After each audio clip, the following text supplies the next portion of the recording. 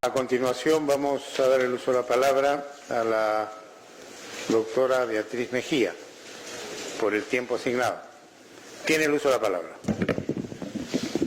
Señor presidente, señores magistrados, colegas, señoras y señores, planteamos este amicus curiae en representación de los muchos ciudadanos que salieron a las calles, producido esta ruptura del orden constitucional, recogiendo además el reclamo de muchos juristas, abogados, que reconocíamos al unísono, sin tener ninguna vinculación político-partidaria, ni con un bando ni con el otro, el sentir ciudadano de que estas cosas no pueden pasar en el Perú. Y por esta razón, yo quisiera aclarar, frente a lo dicho por el procurador representante del Poder Ejecutivo, que acá lo que persigue la cuestión competencial es que se discuta la facultad del presidente de disolver el Congreso y que en el fondo se impida a la ciudadanía ejercer su derecho de resolver el conflicto mediante el voto. Esto es una falacia, señores magistrados. Esto es un engaño, porque no está en discusión la facultad del presidente de disolver el Congreso, que está muy claramente expuesta en el artículo 134 de la Constitución. Lo que se ha hecho aquí, en el devenir, y dicho eso de paso, lo ha mencionado el señor defensor del pueblo, que ha habido una sentencia de este tribunal que ha abierto la posibilidad de que el Ejecutivo plantee cuestión de confianza por N cosas que incluso no tienen que ver absolutamente nada con su gestión. Y sí quiero responder respecto a esto, que no existe pues tal cosa como que hubo un conflicto entre el Ejecutivo y el Congreso de la República, el Poder Legislativo, porque el Poder Legislativo estaba ejerciendo una función obstruccionista. Hay 3 resoluciones legislativas que ese Congreso disuelto expidió dándole facultades legislativas al señor Pedro Pablo Kuczynski, presidente de la República, ley 30.506. ¿Para qué? Para reactivar la economía, formalizar la economía, seguridad ciudadana, lucha contra la corrupción, agua y saneamiento, reorganización de Petroperú. Luego le dio otra resolución legislativa ya al señor Martín Vizcarra, ley 30.776. ¿Para qué? Reconstrucción, cierre de brechas en infraestructura y servicios. Y al mismo señor Vizcarra le da una segunda resolución legislativa de facultades, la ley 3823. ¿Para qué? Para que emita decretos legislativos sobre gestión económica, competitividad, integridad y lucha contra la corrupción otra vez, violencia y vulnerabilidad, modernización de la gestión del Estado. Una caja abierta para que puedan legislar en todo cuanto compete a su función.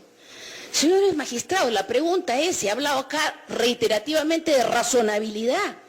Muy bien, se olvidaron de la legitimidad, porque van de la mano. Lo que hace legítimo un acto público es que también sea razonable, que tenga el amparo constitucional y legal. El artículo 45 de nuestra Constitución establece un hecho incontrastable, es que toda autoridad, desde el presidente de la República, están obligados a someterse a un marco que es de la Constitución y las leyes. ¿Esto qué implica? Lo que menciona reiteradamente también el defensor del pueblo, que hay un núcleo duro de la Constitución que es inamovible y que no es sujeto a interpretación por ningún funcionario público, y que todos tenemos que cumplir y aceptar porque es la base de nuestra democracia, de la separación de los poderes del Estado y la garantía de las libertades y derechos de todos los ciudadanos.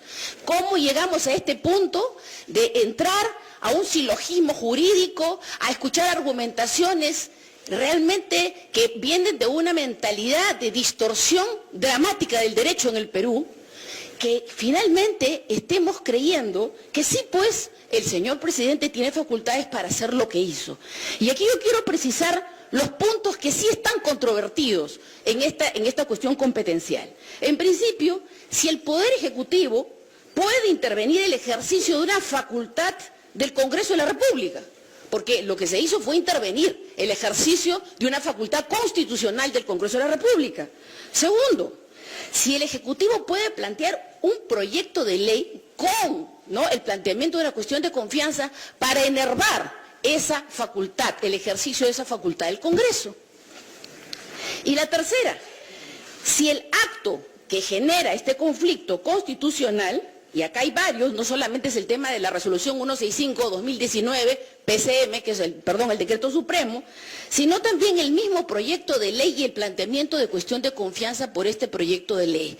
Y aquí sí es importante recalcar lo siguiente, porque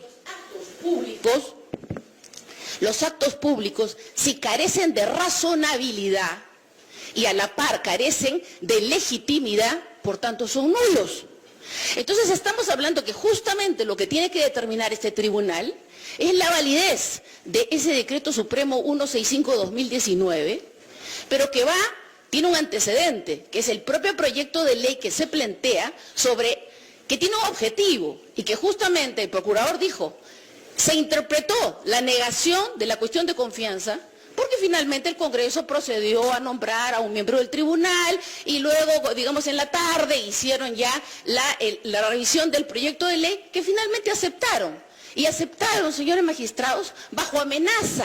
Se ha convertido la cuestión de confianza en el Perú en un instrumento de extorsión política. Y eso es algo que no podemos permitir los abogados. Esto es algo que no podemos permitir los miembros de un tribunal constitucional. Nadie que en este momento tenga el ejercicio de una función pública puede consentir eso. Porque habíamos abierto la caja de la destrucción de nuestra nación. Donde de aquí en adelante cualquier gobierno que venga puede hacer lo que quiere con el país. Y eso es algo que no podemos permitir. Porque tenemos una obligación, una responsabilidad frente a nuestra nación. Y esto tiene que ver con cómo se dieron los actos para que se produzca esta cuestión de confianza. Lo hemos visto a través de la televisión, pero finalmente desencadenó que el señor presidente diera un anuncio por la televisión que no tiene ningún efecto legal. Eso fue en la tarde del día 30 de septiembre. Pero cuando se materializa su decisión de disolver el Congreso, se publica vía web en el Diario Oficial El Peruano, el día 30 de septiembre a las 9:23 de la noche. A las 8:45 de la noche del 30 de septiembre, el señor presidente Martín Vizcarra Cornejo había sido suspendido por el Pleno del Congreso, un acto público que todos lo vimos en la televisión. Quiere decir que en el momento que el señor firma esta resolución, porque además hay un acto público en el cual le toma juramento al señor Vicente Ceballos como primer ministro, entonces a las 9 de la noche, lo hemos visto por la televisión, y a las 9:23 aparece colgada la resolución. Quiere decir que el señor Vizcarra firma esta resolución con el señor y le toma el juramento al señor Vicente Ceballos cuando ya había sido suspendido por el Congreso. Estamos ante un acto claramente nulo, viciado de invalidez absoluta. Amén que también el Consejo de Ministros saliente no quiso participar en esto y el nuevo juramentó el 3, ya después del 30 de septiembre. Entonces, respecto a lo que es el acto mismo formal, es muy importante porque son los requisitos esenciales de validez de un acto, en este caso administrativo, es un acto público que el tribunal tendrá que ver. Pero hay otro elemento importantísimo, que es la razonabilidad. La razonabilidad que en este caso se ha citado reiteradamente por el señor Procurador, representante del Poder Ejecutivo, pero que ha estado ausente en los actos que han ocasionado este conflicto. Entonces no es que se generó pues un conflicto porque estábamos frente a un Congreso reticente, obstruccionista, que ha sido todo lo contrario. Y el antecedente lo tenemos con el famoso referéndum, señores magistrados. Nos llevaron a un referéndum impuesto. El Congreso, titubeando para que no lo cierren, tuvo que aprobar la andanada de leyes antitécnicas, mal hechas, que no van a reformar el sistema de justicia con efectividad y que han creado más bien una fuente de problemas. El Poder Judicial está amenazado por una Junta Nacional de Justicia que nadie sabe cómo se va a integrar. Y esa misma gente que ha hecho esos proyectos de ley es la que hizo el proyecto de ley para intervenir al Congreso con esa famosa cuestión de confianza. Y el Congreso amenazado una vez más. Lo aprobó, señores magistrados, cosa que no debió hacer, pero lo aprobó. ¿Dónde está la denegación fáctica? La interpretación de la denegación fáctica en el hecho que no lograron enervar que se nombrara, que se empezara a nombrar a los miembros del Tribunal Constitucional. Ese fue el objetivo. No se consiguió el objetivo político. Me han denegado la confianza, entonces yo procedo a emitir la resolución correspondiente. Señores magistrados, yo no voy a repetir los argumentos anteriores, pero creo que esto era muy importante. Y sí es importante, para terminar, hacer ver un elemento muy determinante por qué se actuó de esta manera. El Perú está siendo sometido a una dictadura internacional. Y las suspensiones, cierres y disoluciones de los parlamentos en Francia, en Canadá y en Perú, no son casuales.